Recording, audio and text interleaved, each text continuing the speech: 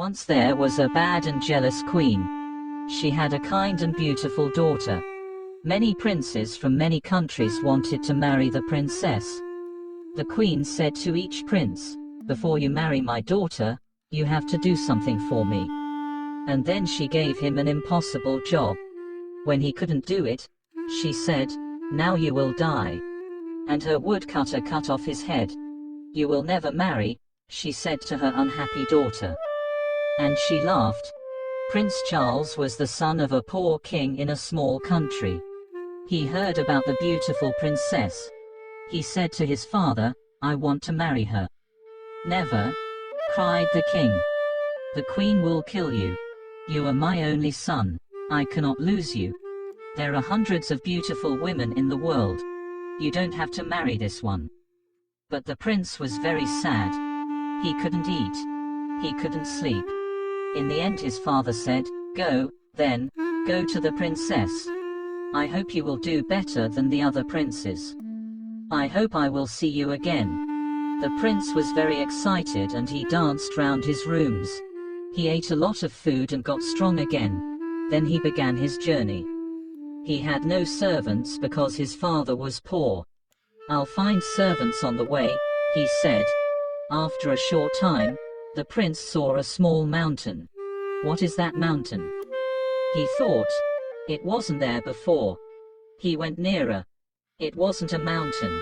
It was a very fat man on his back, asleep. The prince went near him and the fat man woke up. "What are you doing here, fat man?" asked the prince. "I was asleep," said fat man, "and now I am not asleep. Because of you." "Why were you asleep?" "Because I had some food this morning. Now I want my lunch." "What did you eat this morning?" asked the prince. 10 chickens and 100 cakes," said fat man. "Will you be my servant?" asked the prince. "Give me food," said the fat man, "and I will do anything for you." So the fat man followed the prince. A short time later on their journey, they found another man. His head was down and his left ear was on the ground. He looked up. His left ear was very large. "What are you doing, Big Ear?" asked the prince. "I am listening," said Big Ear. "The flowers are opening. The birds are singing in a country over the sea. I can hear them." "What can you hear in the house of the beautiful princess?" asked the prince. "People are crying. Another prince is dead. Will you be my servant, Big Ear?" "Yes," said Big Ear, "I will." A short time after that, they saw 2 long things by the road. "What are they?" "Trees," said Fat Man. They went nearer. "They're not trees," said Big Ear. "They're arms. The longest arms in the world." A little later they saw the man's head. "You are a very long person," said the prince. "I can be longer than this," said Long Arms. "Come with me, Long Arms," said the prince. "Be my servant." So Long Arms followed the prince.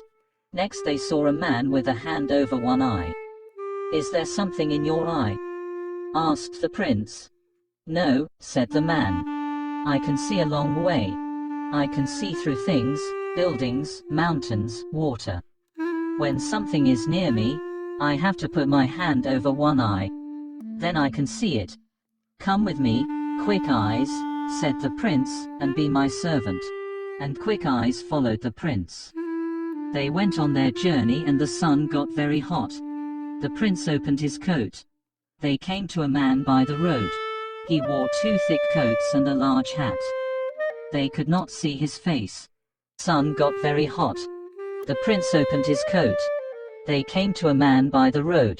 He wore 2 thick coats and a large hat. They could not see his face. He said, "I am cold, cold, cold." "Why are you cold, cold man?" asked the prince. "The sun is very hot and our coats and shirts are open." "We are hot. When I open my coat," answered Cold Man, "the sun disappears. It snows. Everything dies of cold. Come with me," said the prince, "and be my servant.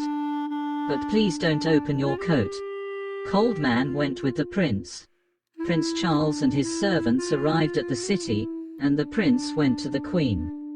"I want to marry the princess," he said. "What do I have to do?" The queen answered, "You will have to do 3 things. Do them well. Then you can marry the princess."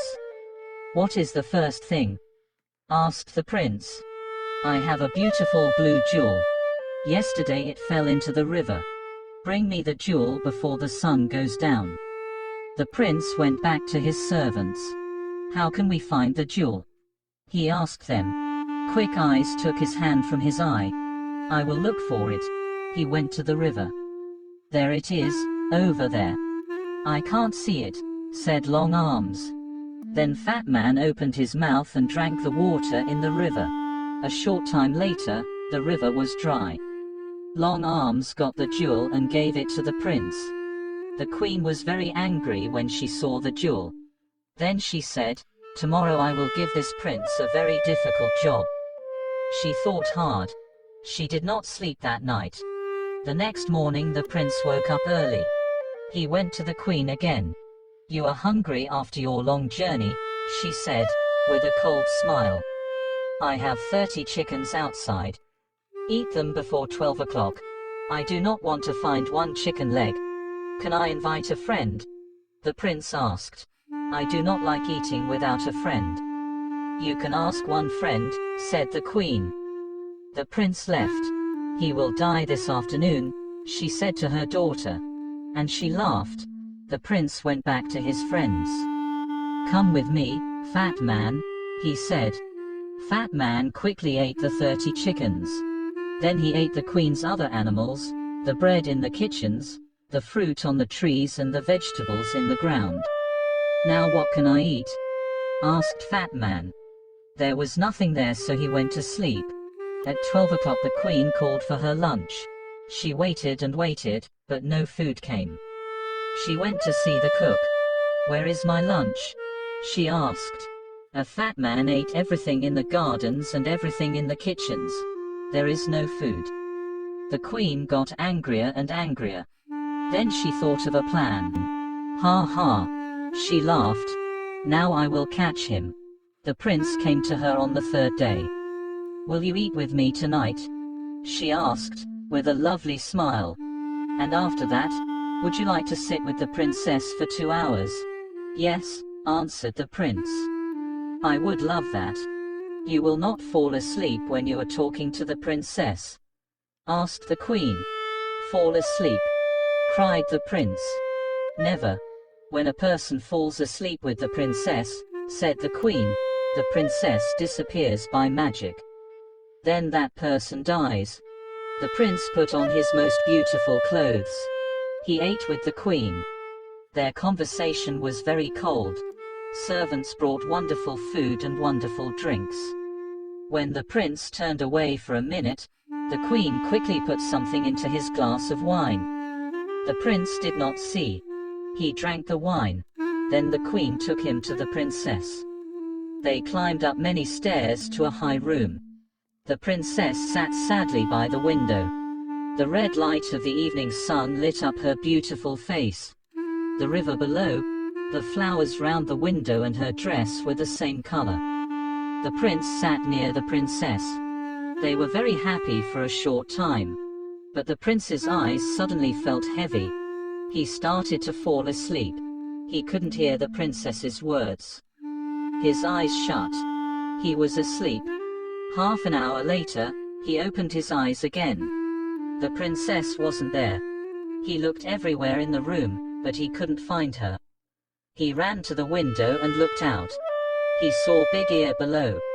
He called to him, "The princess isn't here. We have to find her in the next hour." Long Arms brought the prince down to the ground. "Where is the princess?